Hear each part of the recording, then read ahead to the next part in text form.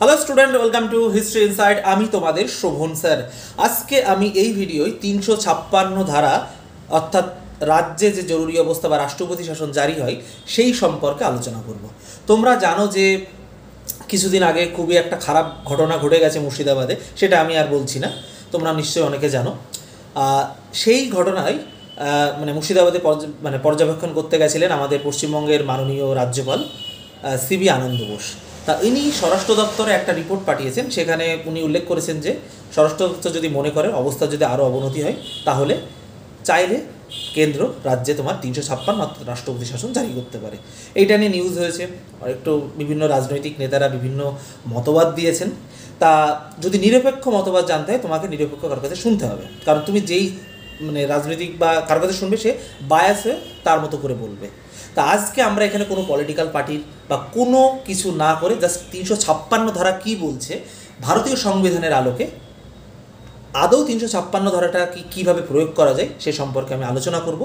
ভিডিওটা খুব বেশি বড় হবে না, মিডিয়ামই রাখবো। তবে আমি তোমাদেরকে বলবো প্রথম থেকে শেষ অবধি দেখো, তোমাদের অনেক ডাউট ক্লিয়ার হয়ে যাবে। দেখো 356 এটা হলো তোমার তোমার রাষ্ট্রপতি শাসন বা জরুরি অবস্থা, অর্থাৎ রাজ্যের শাসনভার। আমরা জানি আমাদের রাজ্যে একটা নির্বাচিত সরকার থাকে, সেই সরকারের থেকে শাসনভার সরাসরি সেন্ট্রালের হাতে নিয়ে নিই। তা আমরা জানি যে রাজ্যের সেন্ট্রালের প্রতিনিধি হিসাবে থাকেন কে রাজ্যপাল। রাজ্যপাল কিন্তু সেন্ট্রালের প্রতিনিধি, বুঝতে পেরেছ? তা রাজ্যপালের সুপারিশে বা কোনো কারণে মহামান্য রাষ্ট্রপতি যদি জানতে পারেন যে এই স্টেটে, আমাদের ভারতে 28টা স্টেট, 8টি কেন্দ্রশাসিত অঞ্চল, তো এই স্টেটে তোমার হচ্ছে আইনের শাসন নয়, শাসকের আইন, অর্থাৎ এই রাজ্য সরকার বা এই রাজ্যটা কোনো সংবিধান মেনে চলছে না, অর্থাৎ সেখানে সংবিধানের কোনো শাসন নেই, অর্থাৎ একটা অচল অবস্থা যা তৈরি হয়েছে, তখন মহামান্য রাষ্ট্রপতি কী করেন? 356 ধারা জারি করেন। এর প্রসিডিওরটা কি?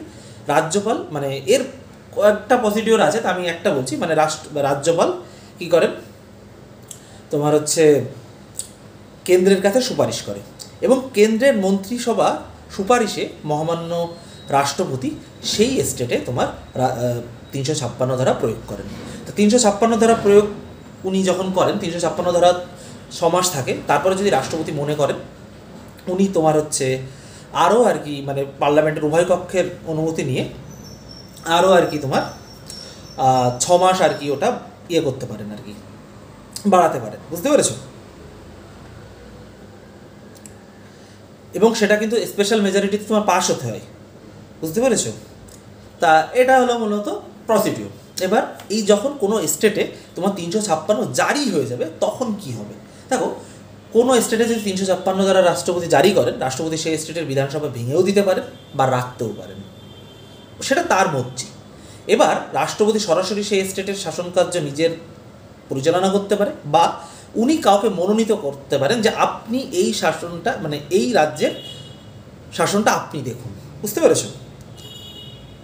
তারপরে যখন ধরো রাষ্ট্রপতি শাসন জারি হবে তখন কিন্তু রাষ্ট্রপতি ওই স্টেটের তোমার হচ্ছে যে হাইকোর্ট থাকবে, আমরা জানি যে আমাদের তোমার হচ্ছে প্রত্যেকটা স্টেটে একটা হাইকোর্ট থাকে, তবে একাধিক স্টেটের জন্য একটা হাইকোর্ট থাকতে পারে। আমাদের ভারতীয় সংবিধান সেই পারমিট করছে, যেরকম আমাদের তোমার হচ্ছে একটা স্টেটের জন্য যেমন একটা রাজ্যপাল, কিন্তু একাধিক রাজ্যের জন্য একটা রাজ্যপাল থাকতে পারেন। আমরা জানি যখন তোমার জগদীপ ধনখড়জি উনি ইস্তফাতে চলে গেছিলেন তোমার হচ্ছে উপরাষ্ট্রপতি নির্বাচনে লড়ার জন্য, তখন কিন্তু লা গণেশান বলে উনি ছিলেন মণিপুরের রাজ্যপাল, উনি কিন্তু আমাদের ওয়েস্ট বেঙ্গলের কিছুদিন রাজ্যপালের দায়িত্ব পালন করেছিলেন। তারপরে সিবি আনন্দ বোস আসলো, সেটা অন্য কথা।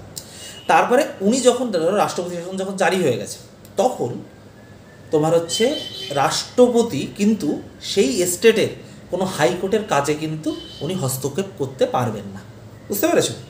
তারপরে তোমার হচ্ছে ধরো কোনো জরুরি অবস্থা যখন চলছে, সেই জরুরি অবস্থা চলাকালীন রাজ্য তো চালাতে হবে, রাজ্যের বিভিন্ন আমলারা আছে, স্কুল কলেজ আছে, অনেক আছে, তাদের মাইনেপত্তর আছে, তা টাকা কে দেবে?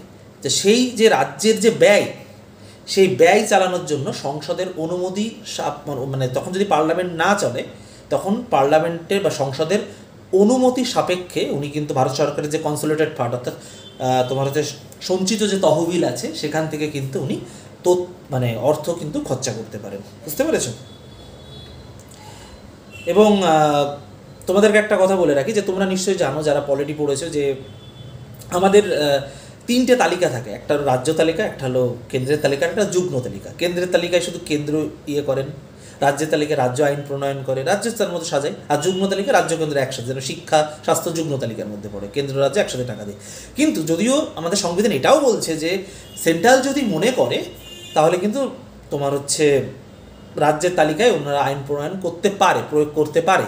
কিন্তু যখন জরুরি অবস্থা চলবে তখন কেন্দ্র কিন্তু তোমার রাজ্য তালিকাভুক্ত বিষয়ে তোমার আইন প্রণয়ন করতে পারবে, সেই ক্ষমতা কিন্তু রাজ্যকে আমাদের সংবিধানই দিচ্ছে। তা এখনও অবধি সব থেকে জরুরি অবস্থা জারি হয়েছে তোমার পাঞ্জাবে, বুঝতে পেরেছ? সব থেকে বেশি জরুরি অবস্থা তোমার কিন্তু পাঞ্জাবে, আর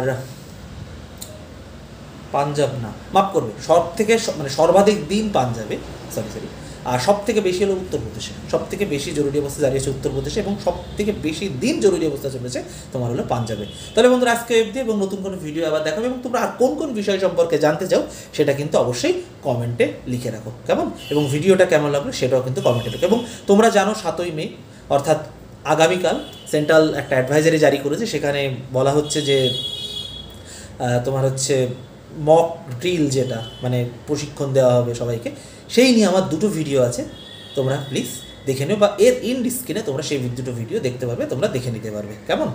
আর চ্যানেলটা অবশ্যই সাবস্ক্রাইব করবে, এবং যারা WBCS এর অ্যাসপিরেন্ট আছো তারা আমাদের ডেসক্রিপশনের লিঙ্ক পাবে, আমাদের ফোন নাম্বার পাবে, ওখানে গ্রুপে জয়েন করতে পারো। তোমাদের জন্য প্রচুর ফ্রিতে ক্লাস দেওয়া হয়, এবং WBCS নতুন সিলেবাস নিয়ে অনেক কিছু আমরা হিস্ট্রি ইনসাইটের পক্ষ থেকে ভাবছি।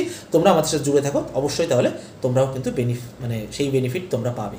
তাহলে আজকে অবধি, এবং নতুন কোনো ভিডিও দেখাবে, এবং অবশ্যই চ্যানেলটা সাবস্ক্রাইব করো, কেমন?